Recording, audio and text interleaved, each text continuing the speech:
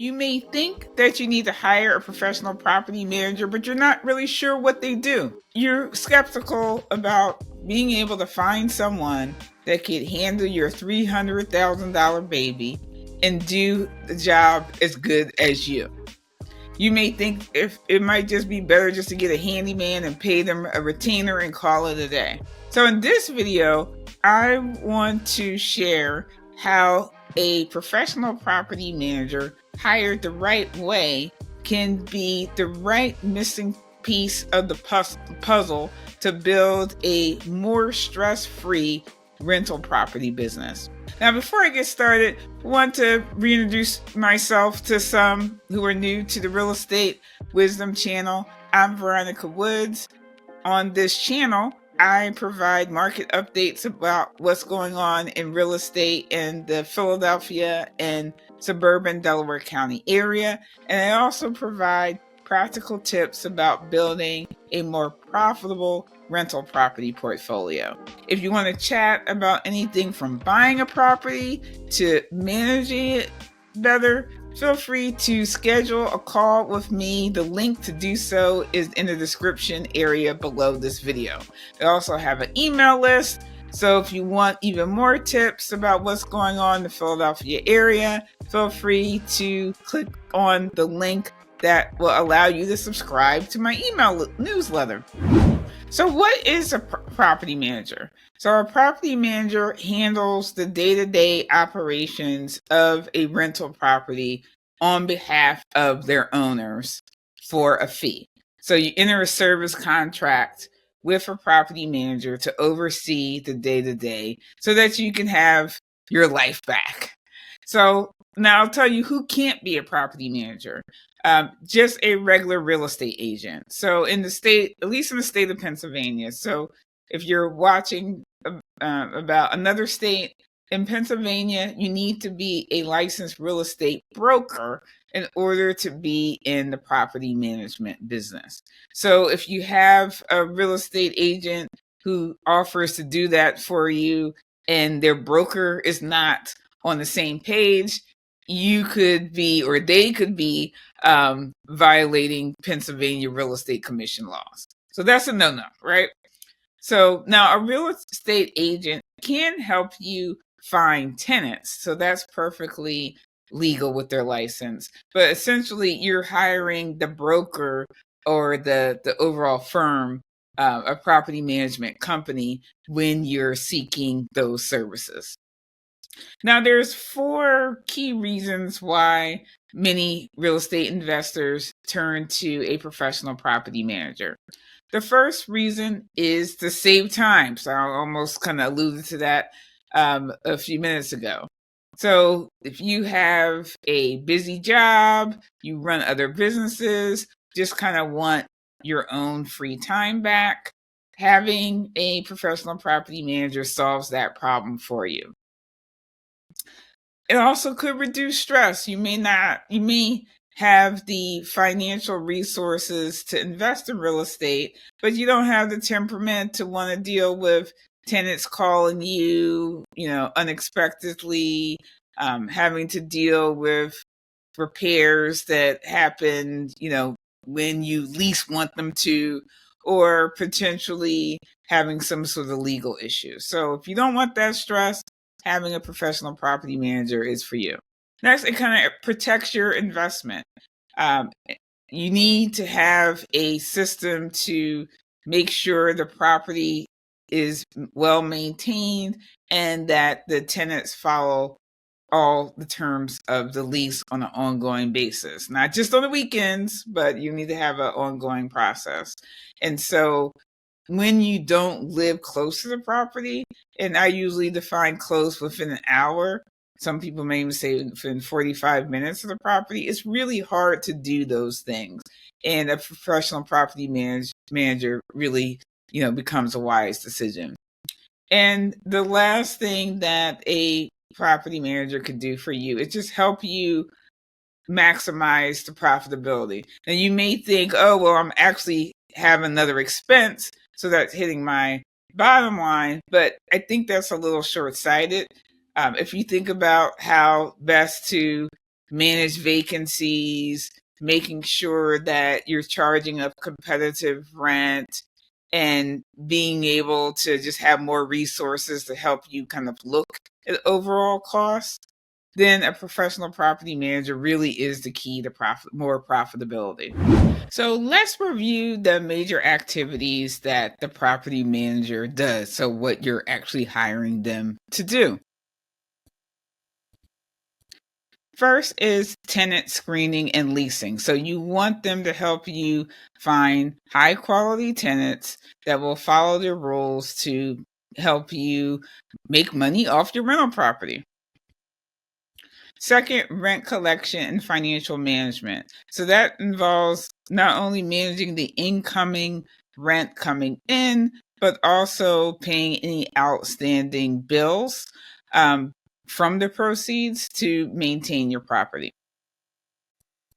Third, you want them to help you make the routine maintenance repairs that will help you or help prevent you from having to pay for larger things down the road.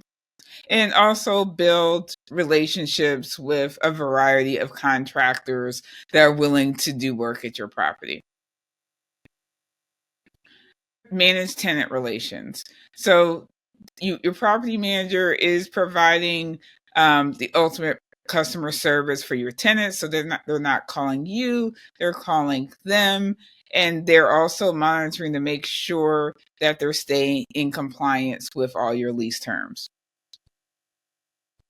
Lastly, they're helping you with legal compliance. So helping make sure you have the proper documentation, that you're following the rules for not only the local municipalities, but maybe even other housing agencies. Now, I went over the 5 key activities that most property managers who say they do full service do. Now, everyone doesn't do the same exact thing underneath it, but that's a good rule of thumb. Now, in order to figure out who you should hire, you have to ask questions. That's really the key. And the first and last question shouldn't be how much does it cost? Because I know when I get that question as a property manager first, I really like to, do them help them help themselves by taking the time to really explain how I do what I do. So the questions that you should ask really are to elicit that from the property manager across the table on the other side of the phone with you, if they're not automatically rolling that out to you. So the first question you should ask is, what is the company's experience with your type of property? Be it a duplex, single family, what have you. What neighborhood? Do they manage in Cobbs Creek? Do they manage in the Northeast? Do they manage in Chester? What tenant type? How does it match up with what you have? Do they have experience with Section 8 if you have a property that you think is going to attract a Section 8 tenant? If you have a property that you want to rent out individual rooms, do they have the experience and software to do that? So you want to know that up front. And hopefully you'll get an honest answer of either we don't do that, we have a ton of experience in that, we're willing to do that. But you want to talk through and really have a realistic answer about their experience. The second question you want to ask is probing about how they handle each part of the activities with a property manager. As I mentioned, everybody doesn't do the same thing, but you want to hear how they explain at a high level how they do what they do. And you can't assume everybody handles things the same way. Even something as simple as collecting the rent or when they pay out the proceeds to you may be different. So you want to have a good, firm understanding of that. Now, you're not going to be able to run through 100 scenarios and how they handle it. It's just, one, it's just kind of not practical. Two, you never know what could happen. If you've been in the real estate business long enough, you people say you've seen everything, and people who've been in the business 20 years are still surprised. So you want to kind of just understand their philosophy about how they handle the different activities and make sure it's in line with your values as well. The third question you want to ask is, what services will the company not do?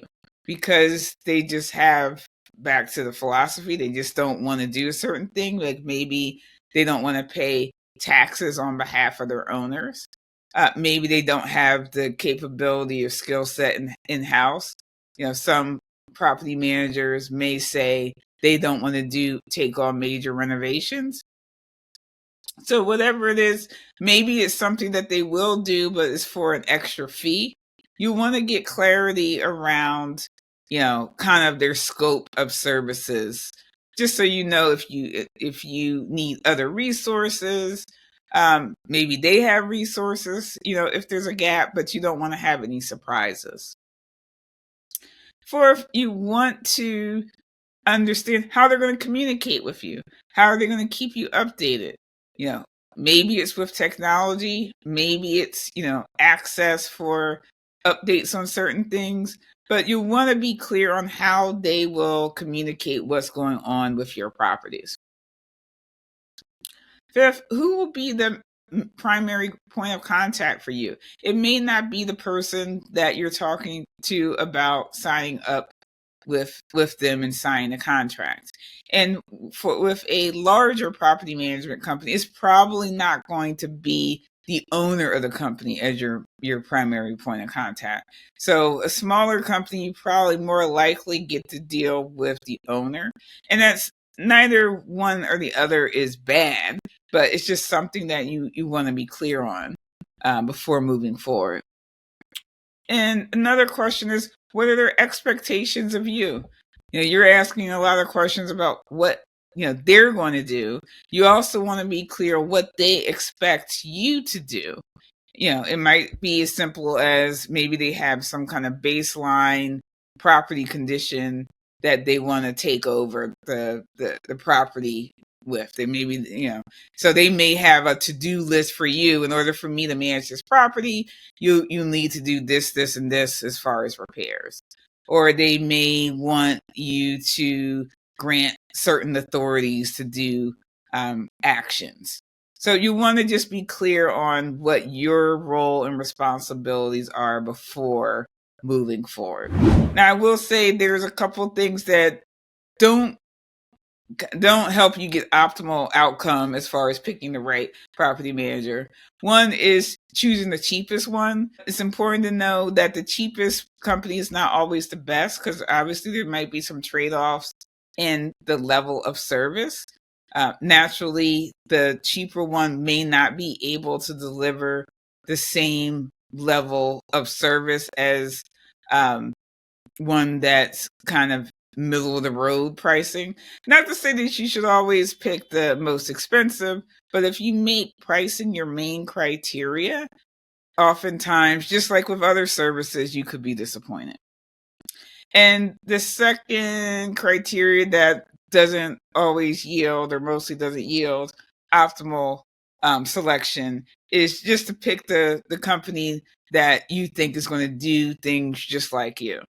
Because most of the time, if the company has some size in terms of units and are trying to grow and scale themselves, they're going to have to build their systems in a way that allows them to serve all their clients, not just you. So unless you yourself have 50 doors, you're probably not going to be able to persuade the property management team to do a whole bunch of customization just for your one property. It's just not practical. So just kind of being realistic about that is important to think about up front. And then just one thing to wrap up. I mean, you're ultimately probably going to, be making a gut decision in terms of who do you really trust before moving forward. You're going to get a lot of information. Like I said, it's hard to go over every single scenario You're going to be asked to grant some authority for them to actually do their job. It probably is going to feel uncomfortable if that's not something you're used to with your rental properties and you've been managing it on your own all this time. And that's understandable. But yeah, I think it's important to think about the big picture, why you're hiring a property manager, if it's really to save you time, to um, be able to really protect your asset.